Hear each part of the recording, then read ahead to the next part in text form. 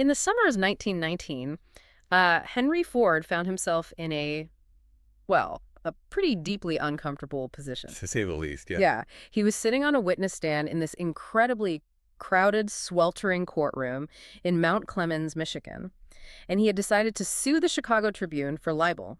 Right, because they called him, what was it, an ignorant pacifist. Exactly, an ignorant pacifist. Mm. And so the Tribune's lawyers, they were just determined to prove to the jury that their description was, perfectly accurate. Oh, they just grilled him? They spent hours just grilling the pioneer of the automobile industry on, basic American history, throwing out all these trivial questions to expose his lack of formal schooling. Trying to make him look foolish, basically. Right. They were asking him who Benedict Arnold was and how many troops the British sent to America in 1776. And Ford, who is getting increasingly agitated by this barrage of trivia, he finally leans forward. I love this moment. It's incredible. He looks the opposing lawyer dead in the eye and delivers this response that doesn't just win the philosophical argument of the trial, but it reveals the entire psychological framework that, frankly, built the American Industrial Revolution. Mm-hmm. He basically says, and I'm paraphrasing a bit here, he says, "Let me remind you, I have a row of electric push buttons on my desk. And by pushing the right button, I can summon men who can answer any question I desire regarding my business." Right. So he asks the lawyer, "Why should I clutter up my mind with general knowledge just to answer your questions when I have men around me who can supply any knowledge I require?" It's just a stunning moment of historical clarity, really. Yeah. I mean, Ford was articulating under oath the exact mechanism that allowed a man with, an 8th grade education Yeah, 8th grade. to become one of the most powerful figures on the planet. He wasn't relying on a solitary intellect. He was operating a network. Exactly. And welcome to today's deep dive. If you're joining us, you are likely someone who consumes a lot of information, and you're probably already familiar with Napoleon Hill's legendary text, Think and Grow Rich. It's practically the cornerstone of modern self-development at this point. Oh, absolutely. But today, we're skipping the broad summaries. We are zeroing in on the book's most powerful and honestly most misunderstood, actionable concept. We're unpacking the mastermind principle. Yes. And our mission today is to show you exactly how to construct this machinery in your own life. We're going to explore the literal blueprint for forming a study group to apply this principle, how that group serves as like an incubator for bulletproof persistence, and how this whole psychological framework is designed to solve your most pressing, complex personal problems. And, we really need to establish a critical piece of context regarding this source text before we take another step. Lay it on us. So the title features the words grow rich very prominently. But Hill explicitly states, repeatedly actually, that riches are not solely measured in bank balances. Right. It's not just about cash. Not at all.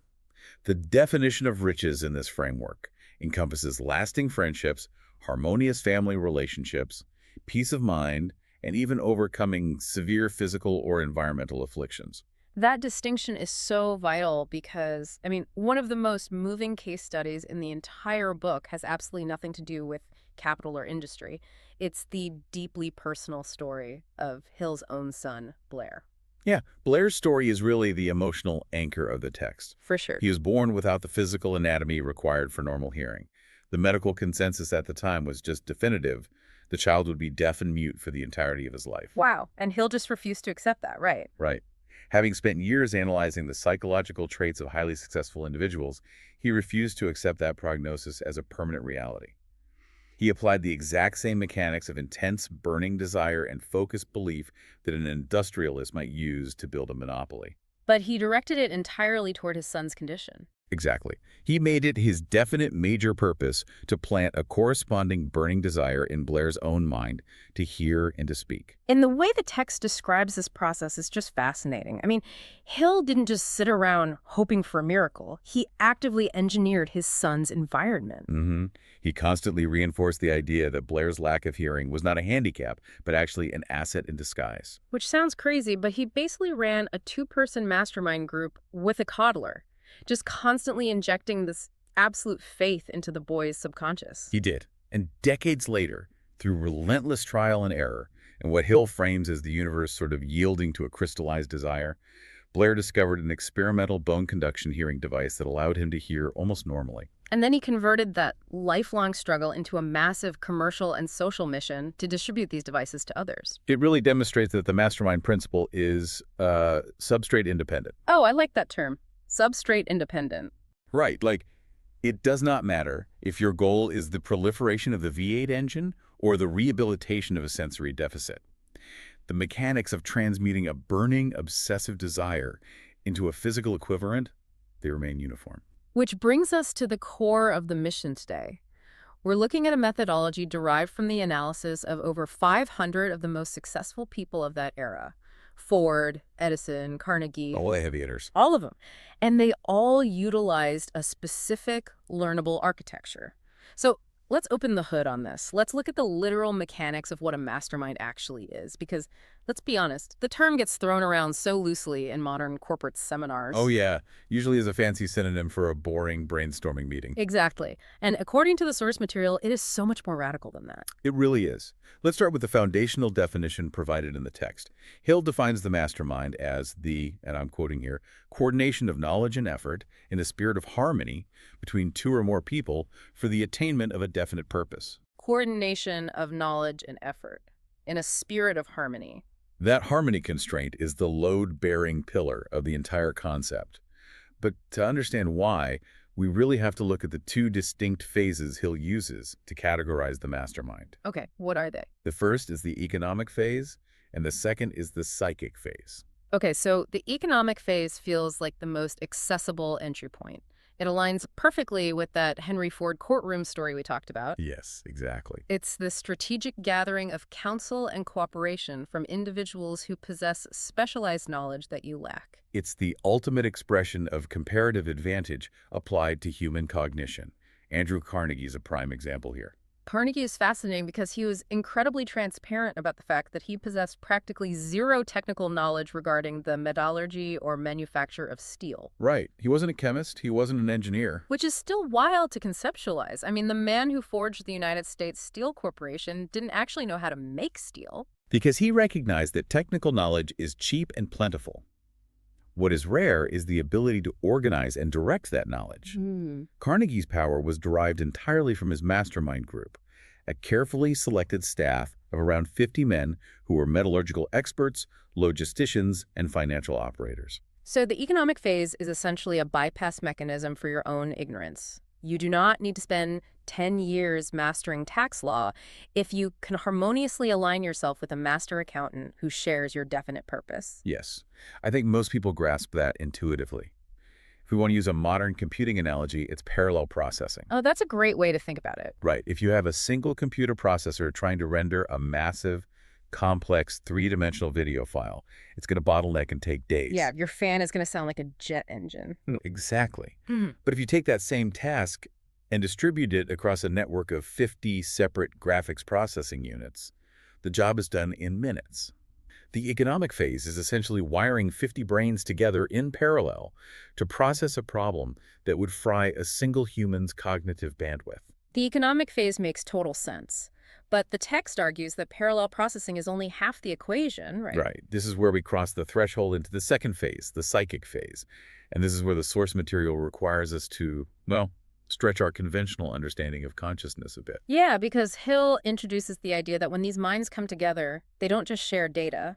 They create a third, invisible, intangible force, which acts as a literal third mind. The text leans heavily on an electrical metaphor to explain this. The batteries, right? Yeah, exactly. Consider a standard electrical battery. A single battery provides a finite, quantifiable amount of energy based on the number and capacity of its internal cells. But if you connect a group of those individual batteries together on a single circuit, they provide a combined energy output that is exponentially greater than any single unit could produce alone. Okay, following you so far. Hill asserts that human brains function identically. When a group of individual brains are connected in perfect harmony, the thought energy of the entire room increases for everyone present. Let me just put the brakes on for a second and play the role of the skeptical listener. Because it is one thing to say, hey, when we talk, we bounce ideas off each other and come up with better solutions. It's quite another to claim there is an actual biological or physical shift occurring in the room. It's a big leap, yeah. In the text, Hill spends an entire chapter arguing that the human brain is a literal broadcasting and receiving station for thought vibrations traveling through the ether. Now, keeping in mind this was published in the 1930s when everyone was mesmerized by commercial radio, are we supposed to take this literally today?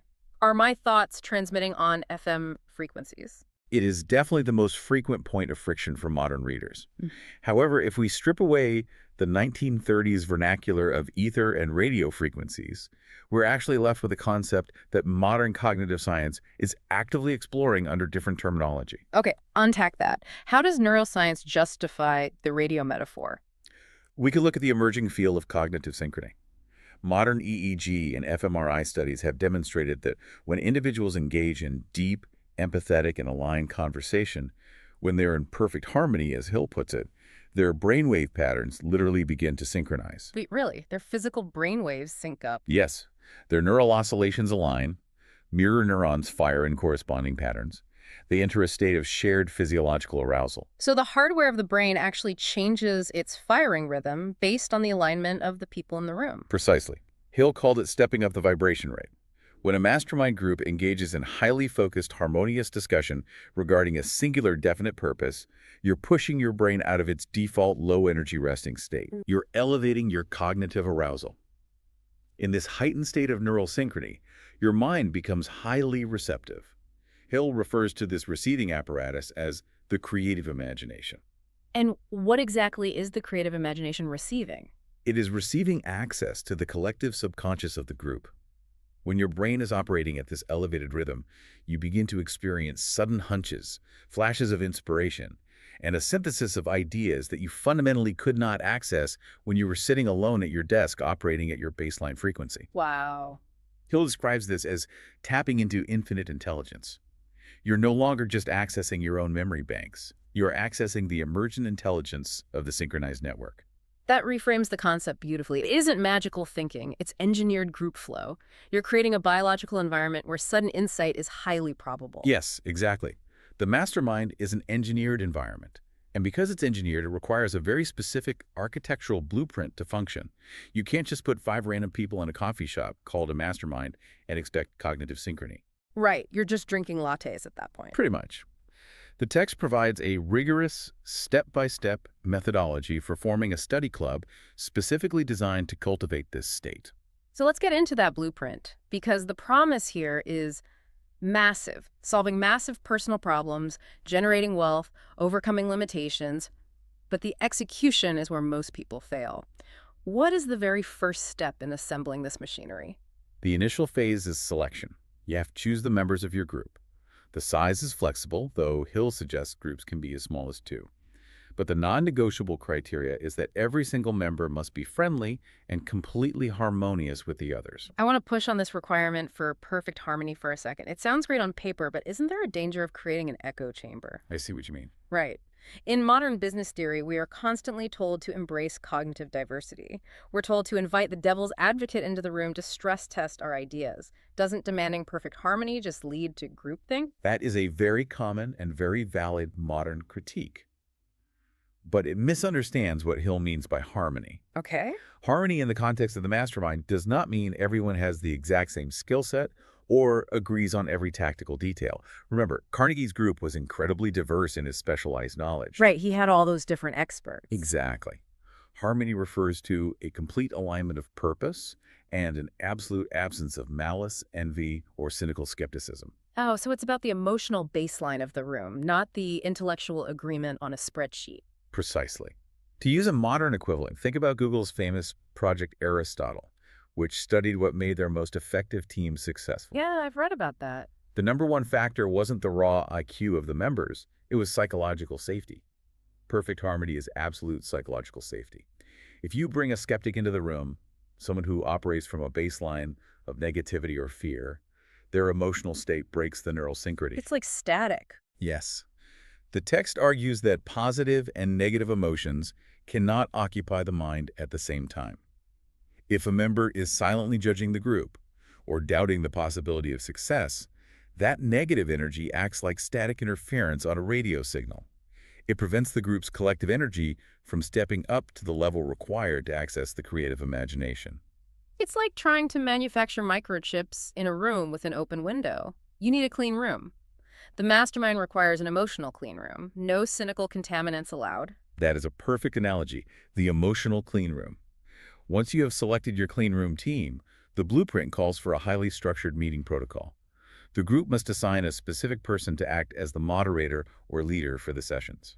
And if this group is specifically forming a study club to master the principles in Think and Grow Rich, what is the moderator actually doing? So the procedure dictates that a chapter of the book is analyzed at each meeting. Hmm.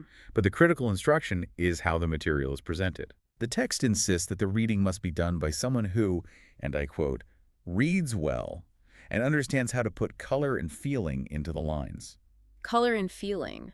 That implies a performance almost. Why does it matter if the reader is expressive? If we're all smart adults, shouldn't the raw data of the text be enough? This is where Hill's deep understanding of the subconscious mind really comes into play.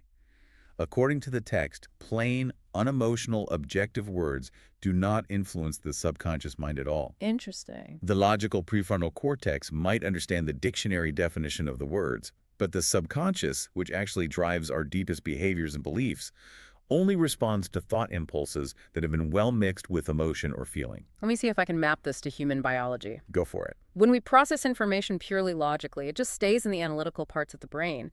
But when information is delivered with intense emotion, passion, fear, enthusiasm, it activates the amygdala, which then tags that information as vital for survival and sears it into the hippocampus, our deep memory center. That is the exact neurological mechanism. By mandating a moderator who reads with color, enthusiasm, and faith, the group is intentionally bypassing the skeptical, analytical filters of the conscious mind. Wow. The auditory stimulation of a passionate human voice acts as a direct conduit to the subconscious. The moderator is literally setting the emotional frequency of the room, charging the collective battery before the analytical work even begins. That transforms the entire concept of a study group. I mean, it isn't a book club where you sip wine and debate the author's historical accuracy. Not at all. It's a shared psychological exercise designed to alter your emotional state. But, and here's the practical question, how do you maintain the discipline for that? How do beginners prevent this from fizzling out after 3 weeks, like most New Year's resolutions? The blueprint actually addresses this through rigorous protocols for consistency and accountability. Hill suggests that meetings must be held at least twice a week as possible. Twice a week is a big commitment. It is. But the absolute non-negotiable rule is the preparatory work. Every member of the mastermind must read and thoroughly analyze the assigned chapter several days prior to the open reading and joint discussion. So there's mandatory homework. You can't just show up and expect to be entertained by the moderator. If you simply show up empty-handed, you are a drain on the group's battery rather than a contributor.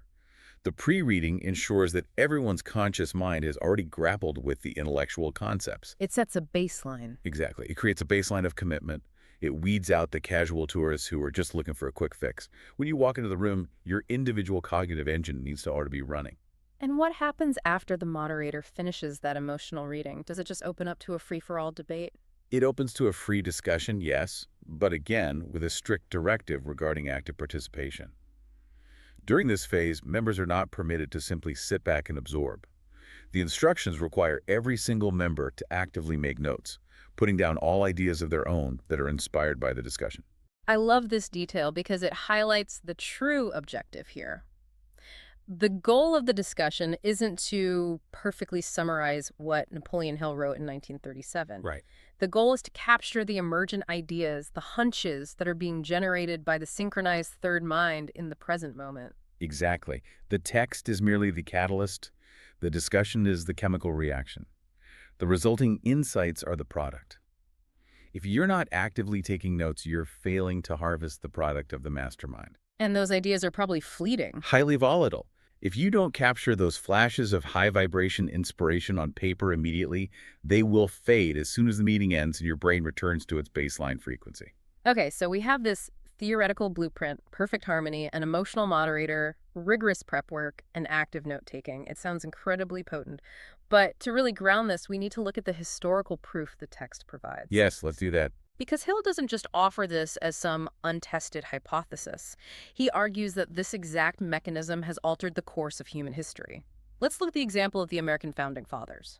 It is perhaps the most dramatic illustration of the mastermind crystallizing vague, chaotic desire into concrete, world-changing action.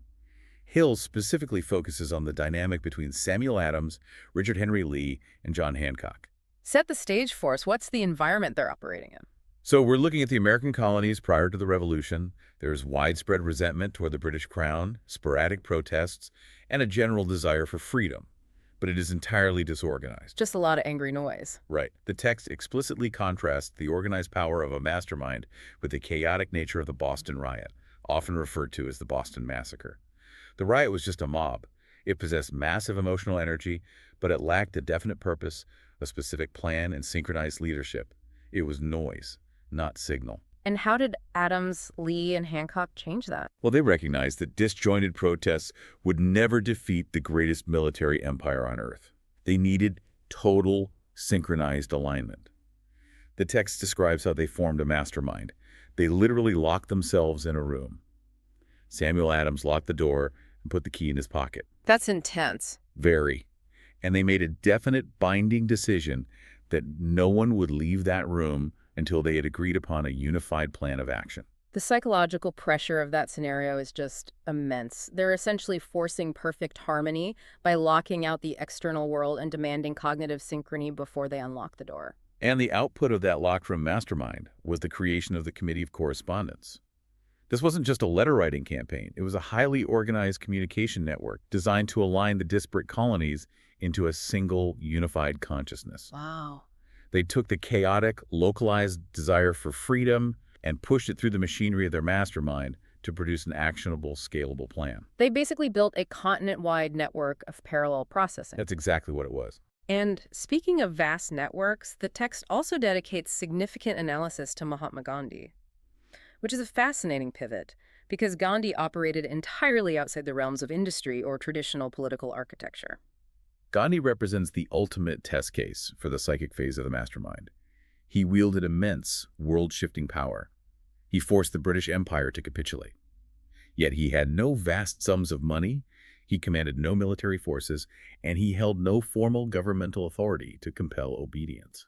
So if he didn't have capital and he didn't have an army, what was his leverage? How does this framework explain his success? The text asserts that Gandhi created his power entirely out of his masterful understanding of the principle of faith and his unparalleled ability to transplant that faith into the minds of others. Okay. He didn't just form a mastermind with a few advisors in a locked room. He managed to synchronize the thought vibrations of 200 million people. A national mastermind. Yes. He utilized passive power civil disobedience, the Salt March, prolonged fasting, to create a singular, focused, and profoundly emotional definite purpose across the Indian subcontinent. He induced perfect harmony on a macro scale. That's staggering to think about. When 200 million minds are emotionally aligned toward a single burning desire, the resulting collective energy is an irresistible force. The text argues that the physical manifestation of independence was just the inevitable byproduct of that massive cognitive synchronization. Those examples, creating nations, dismantling empires, building the steel industry, they are awe-inspiring. But I have to ask the question on behalf of the listener tuning in right now, maybe on their commute. Sure. How does this apply to someone who is simply trying to, say, secure a promotion to middle management? Or trying to launch a small software startup? Or figure out how to pay off a crushing amount of medical debt? Is this machinery too big for everyday problems? The scale of the objective is entirely irrelevant to the mechanics of the process. The engine functions identically, whether it's powering a lawnmower or a locomotive. That is the crucial takeaway for the listener. Walk me through a practical application. Let's take the software startup example. Okay, let's say you're a brilliant coder. You have a vision for an application that you deeply believe is revolutionary, but you possess absolutely zero knowledge of venture capital fundraising, corporate tax structuring, or consumer marketing.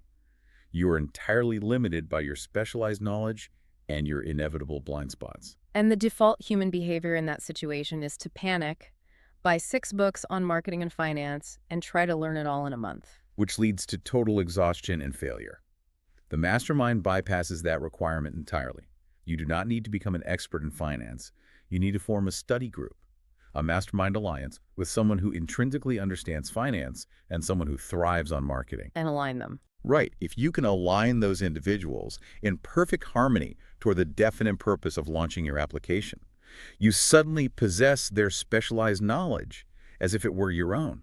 You borrow their signal strength. You borrow their confidence. It's an incredible strategy, but it begs a massive, glaring question. If the rules are laid out this clearly, get a harmonious group, define a purpose, share the knowledge, why do we still see so many well-funded startups fail? Why do so many ambitious teams collapse? If the mastermind is a psychological law of nature, what breaks the machine? What breaks the machine is the absence of the specific fuel required to keep it running when the inevitable friction of reality occurs. And the text identifies that fuel as persistence. Persistence. I mean, it feels like such a mundane word compared to infinite intelligence and thought vibrations. It may sound mundane, but the text explicitly states that lack of persistence is one of the major causes of failure across all human endeavors. It's a universal weakness. Yeah, that makes sense. Most people start a new venture or a new study group with immense enthusiasm. They're operating on the initial spike of emotional energy. But at the very first sign of genuine opposition, misfortune, or delayed gratification, they quit. So how does Hill define persistence? Is it just white-knuckling your way through pain? Is it just stubbornness? Far from it. Stubbornness is an ego defense. Persistence, according to the text, is a highly specific chemical reaction in the mind. It is defined as willpower mixed with desire. When you properly combine those two elements in the correct proportions, they form an irresistible pair. Willpower and desire. So if someone is struggling with persistence, if they find themselves constantly quitting on their goals, it implies a deficiency in one of those two ingredients. Precisely. Weak desires bring weak results, just as a small amount of fire makes a small amount of heat. If your persistence is failing, it means the fire under your desire has died down to embers. The text doesn't just offer empty platitudes like try harder. It provides a concrete four-step framework to actively manufacture persistence when your natural reserves are depleted. Let's break down those 4 habits. How do we build this fuel? Habit number 1, you must establish a definite purpose backed by a burning desire for its fulfillment. Notice the adjectives there. It cannot be a vague wish. It must be definite and it must be burning. So saying, I want to be financially independent fails the test. Completely. That is a wish. A definite purpose sounds like, I will accumulate $1 million by December 31st, 2030, and in return, I will provide this specific software solution to this specific demographic. It's measurable, timeline-bound, and transactional. Okay, clarity of purpose. What's the second habit? Habit number 2, a definite plan expressed in continuous action. You can't just meditate on the goal. You must have a roadmap, and you must execute a physical step on that roadmap every single day, regardless of how infinitesimal that step might be. Continuous action prevents the mind from stagnating into doubt. Action as an antidote to anxiety. I like that. And the third habit? Habit number 3 is where it gets highly defensive. You must maintain a mind closed tightly against all negative and discouraging influences.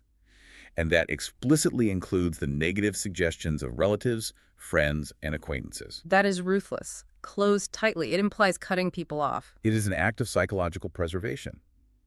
The text identifies the fear of criticism as one of the greatest destroyers of human ambition. Evolutionary psychology tells us that human beings are hardwired to seek tribal approval. Historically, being ostracized from the tribe meant death. Right. So today, people refuse to take chances in business because they're terrified of what their neighbors will say if they go bankrupt. They don't pursue audacious goals because they fear their own family will mock them as delusional. The fear of looking foolish is stronger than the desire for success. For the vast majority of people, yes.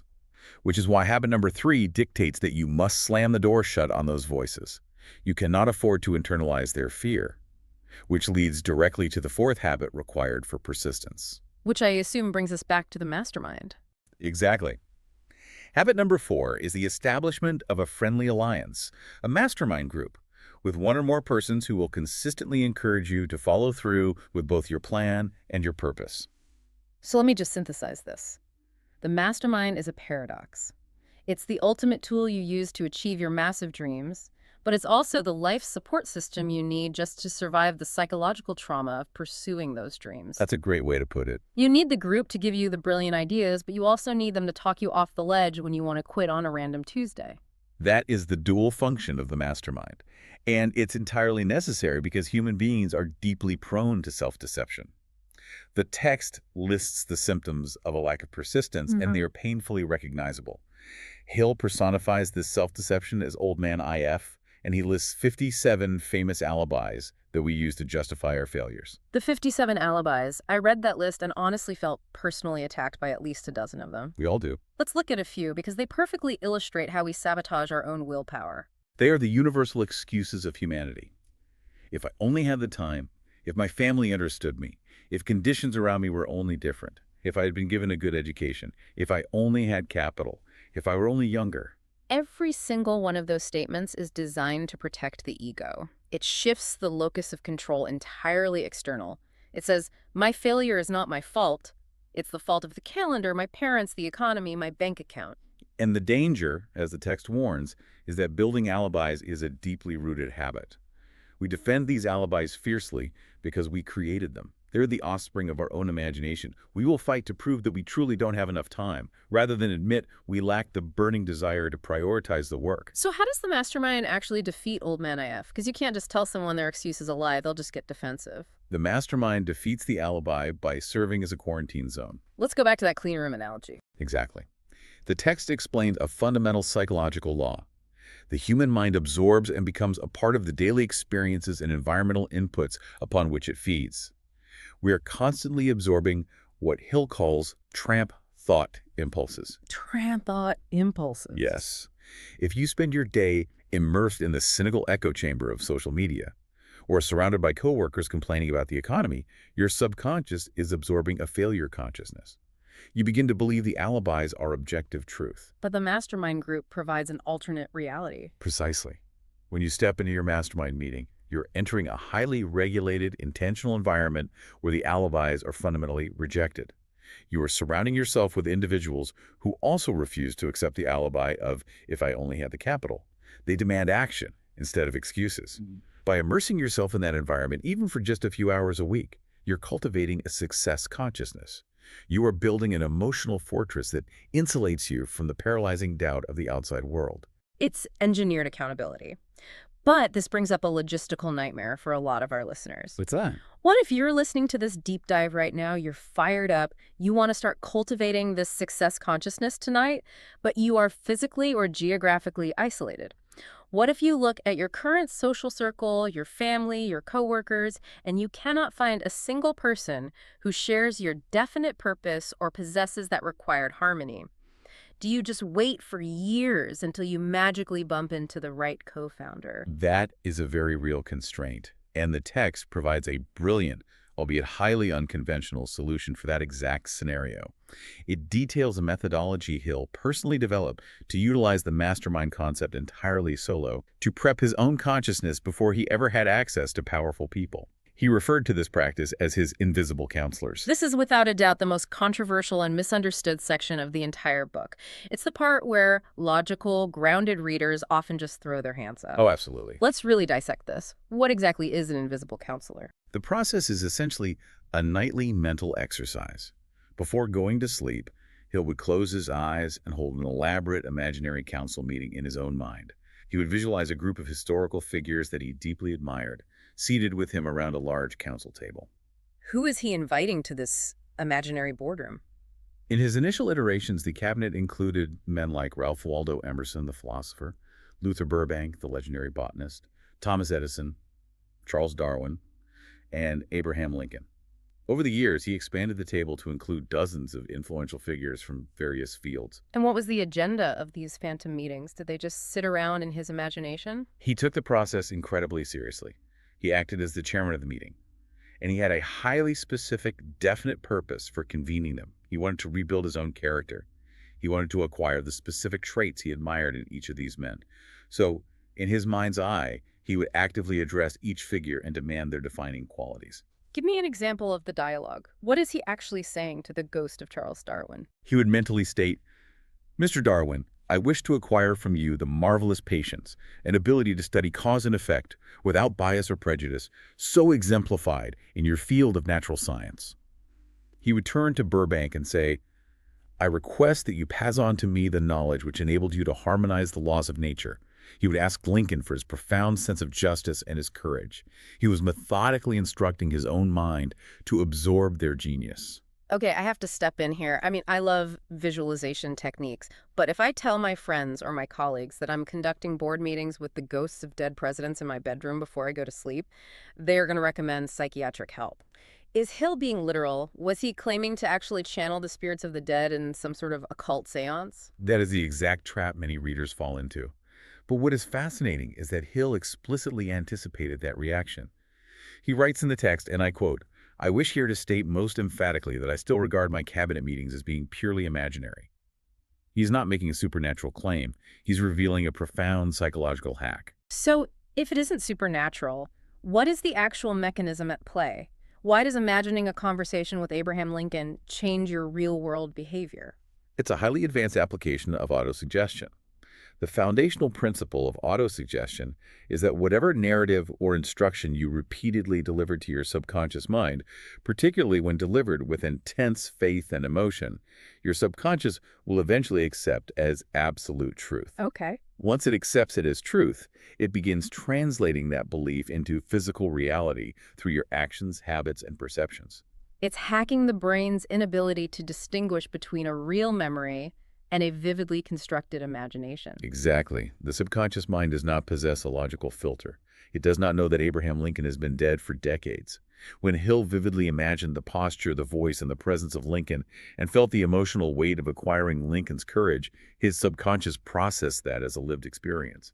It took the order. By acting as if he were absorbing their traits, his subconscious began altering his actual neural pathways, literally rewriting his character to exhibit more courage, more patience, more justice in his waking life. It reminds me of the visualization techniques used by elite athletes. Michael Phelps famously visualized the perfect race every single night before sleep, to the point where he claimed he had swum the Olympic finals 1,000 times in his mind before he ever touched the water. Yes. Or, in modern cognitive behavioral therapy, there's the empty chair technique, where a patient speaks to an empty chair as if their trauma or their mentor is sitting there to process complex emotions.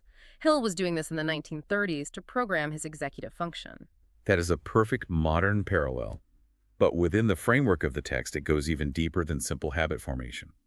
If we return to the concept of the brain as a broadcasting and receiving station, this imaginary mastermind practice is the ultimate tool for stepping up your brain's vibration rate when you're physically alone. He's using his imagination to manually tune his own radio dial. Precisely.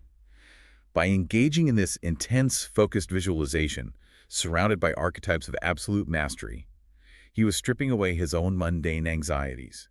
He was clearing out the static of fear, doubt, and indecision. He pushed his mind into a highly receptive, elevated state. And the text notes that when his mind reached this frequency during these imaginary meetings, his sixth sense, that creative imagination we discussed earlier, would activate. He would suddenly receive actual, highly valuable hunches and strategic ideas that solved real-world problems for himself and his clients.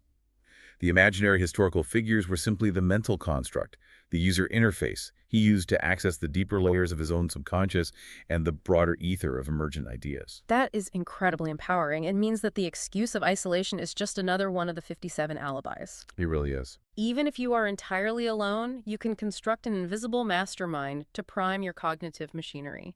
You can borrow the signal strength of Marcus Aurelius or Steve Jobs or Marie Curie entirely within the architecture of your own imagination to elevate your frequency. And that internal work prepares you to attract and recognize the right people when you are finally ready to assemble your physical, real-world study group. That is the ultimate synthesis of the text. Whether you are dealing with imaginary archetypes in your bedroom or a group of 5 trusted colleagues in a boardroom, the fundamental, inescapable truth is that your mind absorbs and eventually becomes the sum total of the daily experiences, conversations, and emotional inputs upon which it feeds. You cannot leave that diet to chance. You must actively, ruthlessly control it. This has been a massive journey through the literal mechanics of human potential. We've gone from the Industrial Revolution to the inner workings of the subconscious mind. Let's pull all of this together. Let's summarize the core, actionable takeaways for the listeners so they can begin applying this framework immediately. The foundational takeaway is that forming a study group to master these principles is not a casual social endeavor. It is the deliberate engineering of a shared cognitive environment. To harness the power of the third mind, you must be uncompromising about selection. Perfect harmony and absolute psychological safety are non-negotiable. You cannot build a success consciousness in a room contaminated by cynicism. Exactly. Secondly, you must respect the mechanics of the human brain. Appoint a moderator who understands the necessity of reading with color, enthusiasm, and faith. You must use the power of auditory emotion to bypass the skeptical prefrontal cortex and directly program the subconscious. And you enforce discipline through structure. Mandatory pre-reading so the group's batteries are primed, and active note-taking during the discussion to capture the highly volatile hunches generated by the collective intelligence. And ultimately, you utilize this highly structured group as your personal fortress against the 57 alibis and the devastating fear of criticism. The mastermind is the engine that manufactures persistence.